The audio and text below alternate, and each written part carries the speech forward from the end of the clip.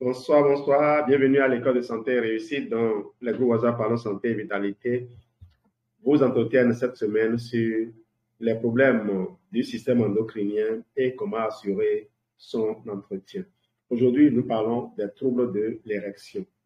Quand parle-t-on de troubles de l'érection? De très nombreux hommes de tous âges connaissent parfois des pannes liées à la fatigue, au stress ou aux préoccupations diverses ou à des problèmes avec leur partenaire. Ces petites baisses de forme occasionnelles ne constituent pas des troubles de l'érection à proprement parler. Pour que les troubles érectiles soient avérés, il est nécessaire que les érections soient systématiquement instables pendant les rapports sexuels et que les troubles durent plus de 3 mois.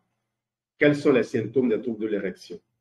Un trouble de l'érection ou dysfonction érectile, aussi habituellement appelée impuissance, est une incapacité persistante ou récurrente à obtenir ou à maintenir une érection permettant un rapport sexuel. Les troubles de l'érection peuvent être responsables d'une altération considérable de la qualité de vie. Ils peuvent survenir à tout âge, mais ils augmentent avec l'âge, n'est-ce pas? Les principaux facteurs de risque sont le diabète, l'âge, l'hypertension artérielle, l'excès de cholestérol ainsi que la dépression. Quelles sont les causes des troubles de l'érection? La dysfonction érectile peut avoir plusieurs causes. Des causes psychologiques, la dépression, les problèmes relationnels ou une mauvaise image de soi peuvent suffire à provoquer des troubles de l'érection, ainsi que la crainte d'une baisse de performance sexuelle.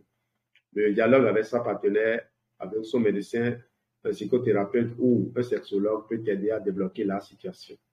Parfois, les hommes qui ont souffert d'un infarctus craignent que l'excitation sexuelle ne provoque une nouvelle crise. Cette peur peut se manifester par une impuissance. Si vous maintenez une activité physique compatible avec vos problèmes cardiaques, l'activité sexuelle ne constitue pas un risque supplémentaire. Si vous ressentez des douleurs à la poitrine pendant les relations sexuelles, parlez-en avec votre médecin. Autre cause, la chirurgie de la prostate. Certains patients ayant subi une intervention chirurgicale de la prostatectomie, peuvent rencontrer des problèmes d'érection. Et la chirurgie fait des progrès de toute façon et ces cas sont devenus moins fréquents. Une autre maladie, autre cause, des affections comme l'hypertension artérielle, le diabète ou l'athérosclérose, c'est-à-dire le dysfonctionnement des artères, s'accompagnent parfois d'un problème d'érection. Le diabète est la première cause d'impuissance chez l'homme depuis de 50 ans. Des troubles hormonaux, comme une baisse des taux de testostérone par exemple, sont parfois en cause, ainsi que des problèmes de vaisseaux sanguins. Le tabac et l'alcool, fumer diminue les capacités sexuelles et peut devenir un facteur aggravant des troubles de l'érection, tout comme l'abus d'alcool. Des médicaments.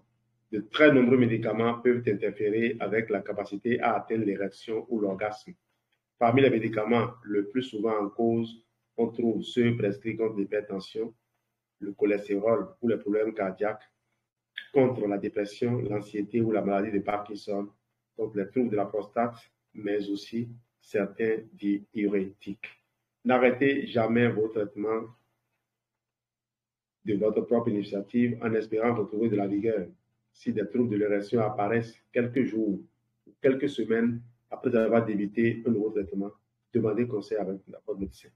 Il pourra éventuellement modifier la posologie, prescrire un autre médicament à la place, vous donner des conseils d'hygiène de vie pour améliorer la situation ou parfois prescrire un traitement des troubles de l'érection pour compenser cet effet indésirable. Quels sont les traitements des troubles de l'érection? Il existe plusieurs traitements contre les troubles de l'érection disponibles sur ordonnance. Ils doivent être pris au plus tard entre 20 minutes et 1 heure avant le rapport sexuel. Ces médicaments ne sont actuellement pas remboursés par l'assurance maladie, on est en France. Il existe également des traitements locaux qui s'utilisent juste avant un rapport sexuel. Ils sont administrés par le patient lui-même dans l'urètre sous la forme d'un gel ou directement dans la verge par ingestion. Les types de médicaments donc qu'on utilise pour le traitement des troubles érectiles, on a les médicaments oraux d'action locale, il y en a un certain nombre, près d'une trentaine, une quarantaine au moins. Les médicaments en application pénienne ou en ingestion intracaverneuse, les traitements d'appoint, les traitements non médicamenteux, à savoir la pompe à vide, également appelée vacuum, les prothèses péniennes, la chirurgie de revascularisation. Alors, si ces solutions vous les trouvez trop contraignantes, ou si vous avez envie de bénéficier d'un accompagnement par les produits naturels, nous vous proposons la solution de Forever Living Products. Pour les petits budgets, nous vous suggérons d'utiliser l'un des deux produits que voici, le Forever Multimaca ou le Forever Vitalizer Homme. Rappelez-vous, hier on a parlé des troubles des règles et c'est le Vitalize Femme qui devait apparaître dans les petits budgets parce que nous avons le Vitalize Homme et le Vitalize Femme. Le Multimaca, tout le monde peut l'utiliser, autant les hommes que les femmes. Pour les budgets moyens, ajoutez un buvable à ce duo ou à l'un des deux. D'accord? Ajoutez un buvable à ce duo ou bien à l'un des deux. Si vous avez les moyens de prendre le duo, c'est bon. Mais si vous n'avez pas les moyens, que c'est un seul que vous voulez prendre, et prenez, ajoutez un buvable comme on l'a dit ici, et vous aurez fait une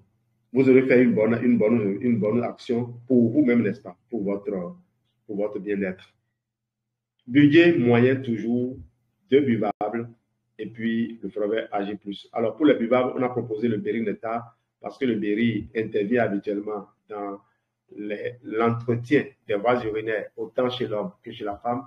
Le Berry contient de la propolis d'abeille, le Berry contient de la canneberge. Et vous connaissez l'importance de la canneberge dans l'entretien des voies urinaires des femmes, mais surtout également dans l'entretien des voies urinaires des hommes, parce que la canneberge permet de décoller Escherichia coli, ces microbes, ce microbe multirésistant qui accompagne parfois les opérations de la prostate. Pour les gros budgets, nous proposons le meilleur. Le meilleur des meilleurs, c'est le Vital 5. Le Vital 5 vous permettra vraiment de restaurer l'ensemble de votre corps. Maintenant, si vous ne savez pas exactement ce qu'il faut prendre, vous pouvez nous contacter. Nous avons une panoplie de produits.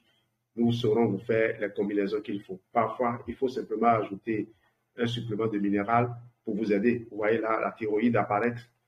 Les minéraux comme le zinc, le magnésium, l'iode vont permettre d'améliorer le fonctionnement de votre thyroïde. Et vous savez combien la thyroïde a d'influence sur les autres parties du corps. Merci de votre excellente attention.